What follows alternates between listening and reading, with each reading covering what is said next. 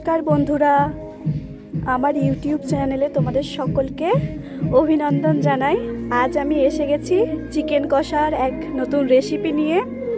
এই চিকেন কষা তৈরি করার জন্য লাগবে 500 গ্রাম চিকেন। সেটাকে ভালো করে ধুয়ে নিয়েছি এবং এরপরে লাগবে 4টে মাঝারি সাইজের পেঁয়াজ, সেটাকে আমি কুচি কুচি করে নিয়েছি। একটা বড় সাইজের টমেটো কুচি নিয়েছি এবং আদা রসুন বেটে নিয়েছি 1 চামচের মতো করে। লাগবে কিছুটা ধনেপাতা কুচো, লাগবে হলুদ গুঁড়ো, এটা 2 চামচের মতো নিয়েছি।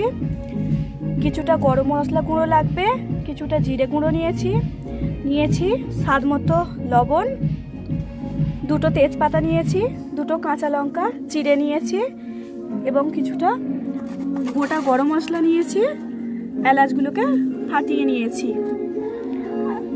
আর নিয়েছি স্বাদ মতো চিনি, এটা নুনের সঙ্গে ব্যালেন্স করার জন্য চিনিটা নেওয়া হয়েছে। নিয়েছি কিছুটা গোটা জিরে, নিয়েছি অল্প করে ধনের গুঁড়ো, 1 চামচের মতো গুঁড়ো লঙ্কা নিয়েছি। প্রথমে কড়াইয়ে কিছুটা সরষের তেল দিয়ে দিলাম। সরষের তেল গরম হতে থাক। কড়াই তেল গরম হয়ে গেছে, এবার দিয়ে দিলাম গোটা জিরে,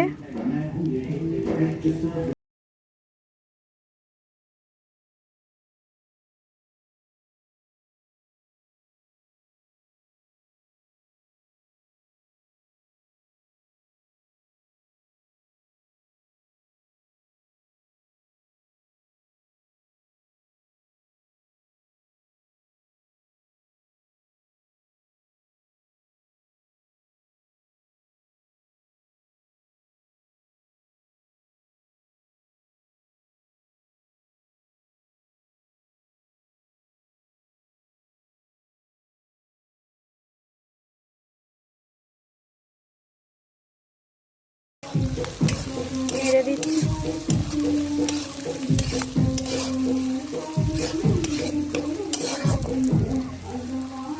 লাল লাল করে ভাজা হয়ে গেছে, এবার তাতে দিয়ে দেব রসুন বাটা,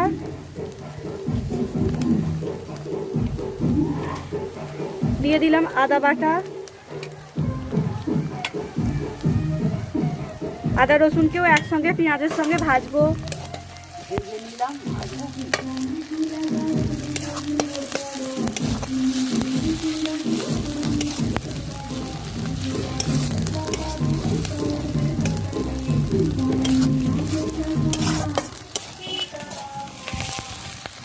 আদা রসুন ভাজা হয়ে গেছে, পেঁয়াজও ভাজা হয়ে গেছে, এবার তাতে দিয়ে দেবো টমেটো কুচি।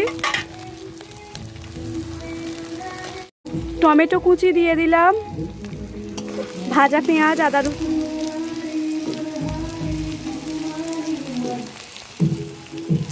কিছুটা নুন দিয়ে দিলাম, আবার নাড়বো।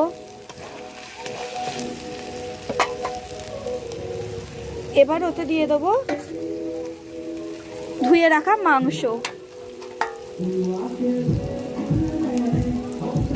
মাংস। এবার দিয়ে দিচ্ছি।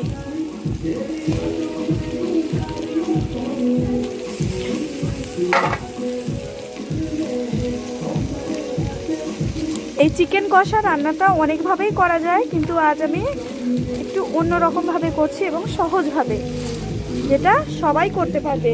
যারা নতুন রাঁধুনি তারাও পারবে, আর যারা পুরনো তাদের তো আর কোনো কিছু বলতেই হবে না। হচ্ছে এতে এবার একে একে সব রকম মশলাই দিয়ে দেওয়া হবে। প্রথমে দিয়ে দিলাম হলুদ গুঁড়ো,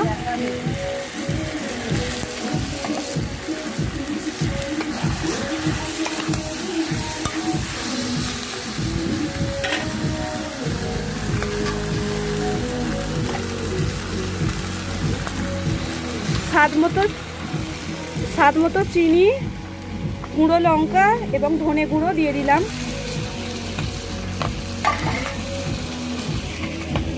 দেব জিরের গুঁড়ো এবং ওই গুঁড়ো গরম মশলা দিয়ে দিলাম।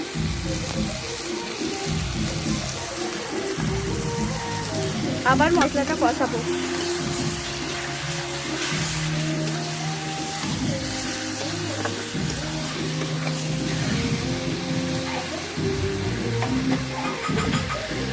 এবার ধনে পাতা কুচি আর দুটো কাঁচা লঙ্কা চিড়ে রেখেছিলাম, সেই দুটো দিয়ে দিলাম।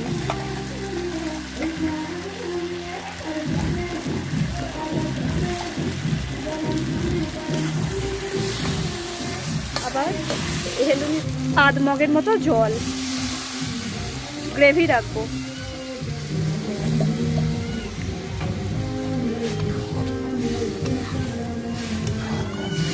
চিকেন কষা হয়ে গেছে, এবার নামিয়ে নিতে হবে।